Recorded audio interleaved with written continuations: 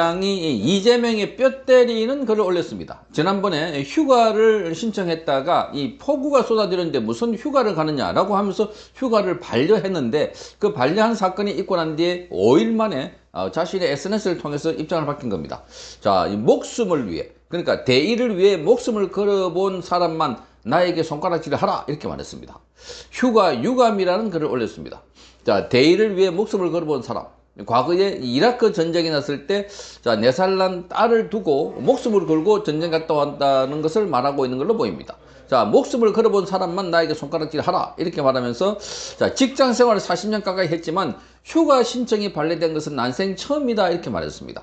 자, 그래서 적잖게 씁쓸하다, 이렇게 말하면서 기관장이 휴가 신청을 한 것이 기사가 되고, 또 휴가가 신청이 반려된 것도 기사가 되는 아주 대한민국이라고 말했습니다.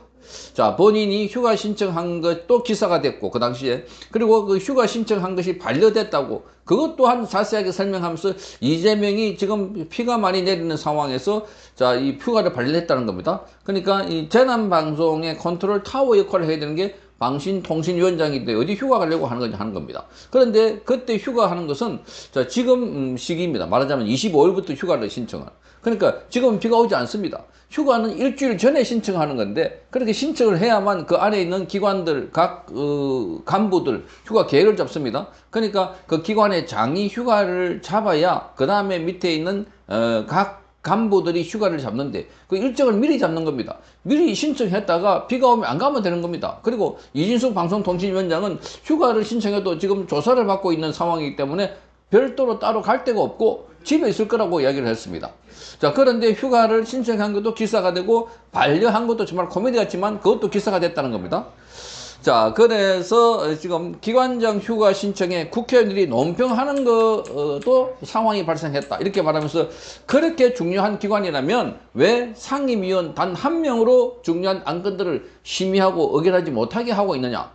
대통령 목 1명, 국회의원 추천, 국회 추천 3명, 아직 임명되지 않고 있다, 이렇게 말했습니다. 그러니까 굉장히 중요한 기관이기 때문에 비가 와서 휴가를 가면 안 된다는 겁니다. 그렇다면 그렇게 굉장히 중요한 기관인데 왜 대통령은 지금 방송통신위원회에 이 추천목이 있습니다. 1명. 왜 추천하지 않고 있나? 국회도 3명을 추천해야 되는데 추천하지 않고 있습니다. 모두 5명으로 구성되는데 방통위원장 1명 빼고 4명이 비어 있다는 겁니다. 자, 이렇게 말합니다. 내가 만약 재난기간에 휴가를 갔다면 사람들의 비난과 손가락질을 받는 것은 당연한다고 생각한다. 그러나 장관급 기관장이 재난기간 중에 휴가를 간다는 것은 상상하기 힘든 일이지만 휴가 신청과 휴가 실행은 다른 문제다, 이렇게 말했습니다. 그러니까 휴가 신청은 휴가 가기 전에 훨씬 미리 하기 때문에 그 휴가 신청할 때 비가 온다고, 그리고 휴가 갈 때쯤 돼서 비가 온다는 보장도 없을 뿐만 아니라 비가 오면 안 가면 되는 겁니다. 이렇게 말합니다. 휴가 신청은 행정 절차다. 장관급의 휴가 신청은 실행 일주일 전에 하게 돼 있다. 만약 휴가 실시 전 23일이나 24일 폭우가 쏟아지는 등의 자연재해나 비상 상황이 발생한다면 휴가 실시는 당연히 없던 일이 될 것이고 그것은 상식이다, 이렇게 말했습니다.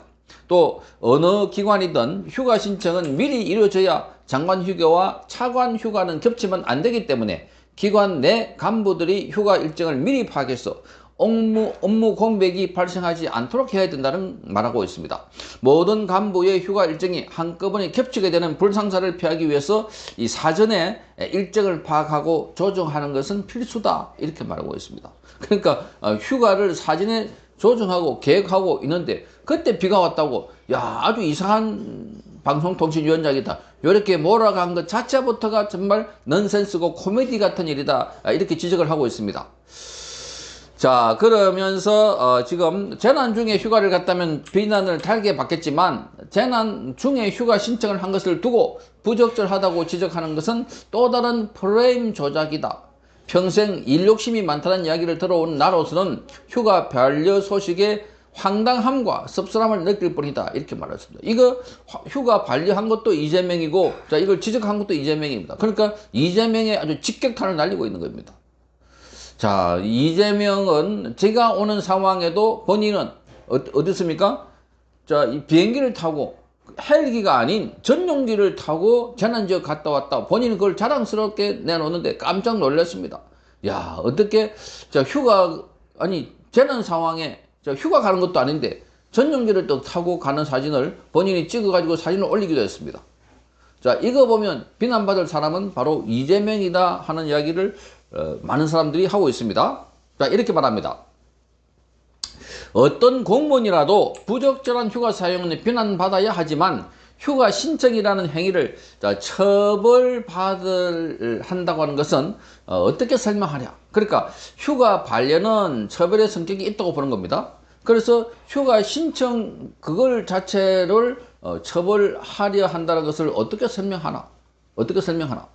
자, 휴가를 신청했다고 비난하는 것은 선진 대한민국에서 일어난 일이 아니다. 이렇게 말하고 있습니다. 자, 이재명은 얼마 전에 재난 사고가 난 곳에 가서 왜 적절한 휴식을 취하지 못하게 하고 왜 휴식 시간을 주지 않았나? 삼립 SPC에 가서 거기서 사람을 불러놔 놓고 질책을 했습니다. 휴가 신청하는 것은 사람들에게 누구나 휴가가 필요합니다. 장관이든 대통령이든 밑에 있는 말단 공무원이든.